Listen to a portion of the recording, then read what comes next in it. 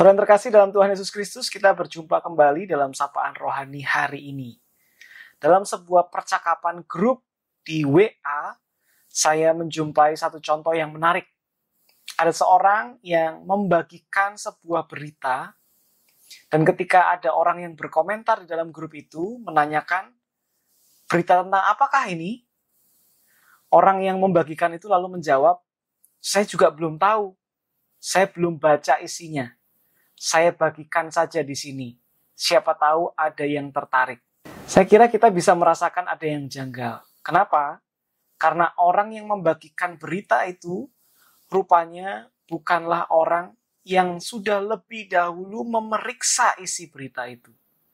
Saudara bayangkan jika isi berita itu adalah berita yang bohong, berita yang sengaja diciptakan untuk membuat masyarakat panik, atau bahkan itu adalah berita yang berisi sebuah petunjuk yang keliru.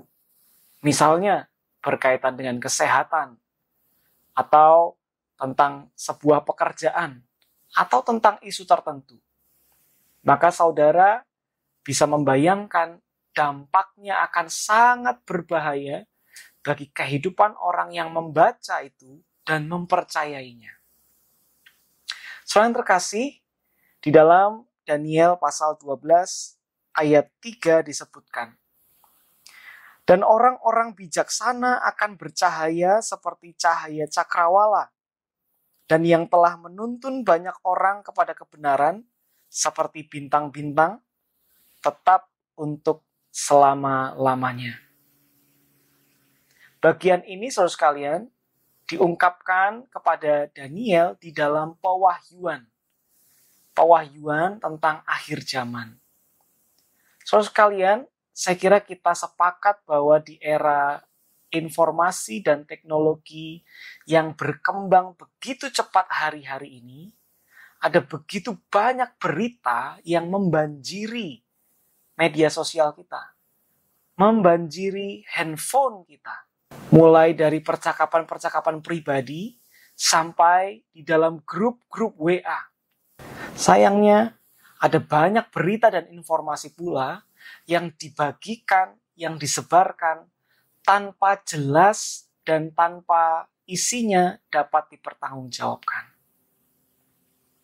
Ayat yang tadi kita baca menegaskan kembali kepada kita betapa penting kita menjadi orang-orang yang bijaksana dan menjadi orang-orang yang menuntun kepada kebenaran.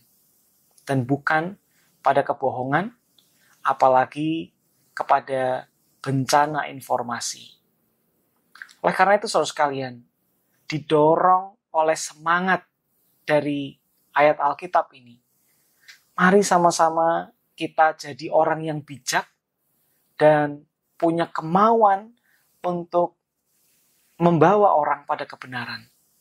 Dan itu bisa kita mulai dengan saring sebelum sharing. Menyaring berita-berita yang kita terima, dan kita saring itu sebelum kita membagikannya pada orang lain. Jangan sampai kita asal membagikan berita tertentu, bahkan tanpa kita baca apa isinya. Oleh karena itu secara konkret ada beberapa hal yang bisa kita lakukan.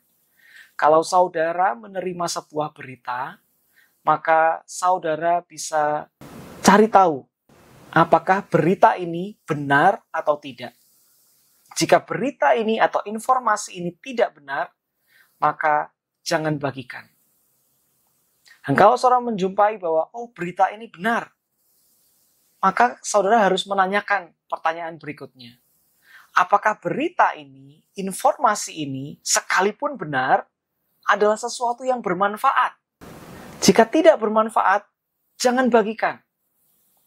Tetapi jika itu benar dan itu bermanfaat bagi sesama kita, baru saudara bagikan.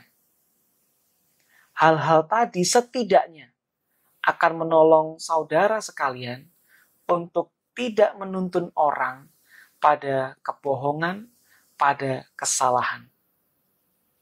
Sebagai orang Kristen, kita dipanggil untuk menuntun orang pada kebenaran. Maka pastikan jempol kita tidak mudah untuk membagikan sesuatu. Kita perlu dalami lebih dahulu, kita perlu periksa lebih dahulu apakah berita yang kita terima itu berita yang benar dan berita yang bermanfaat bagi orang lain. Tuhan menolong kita.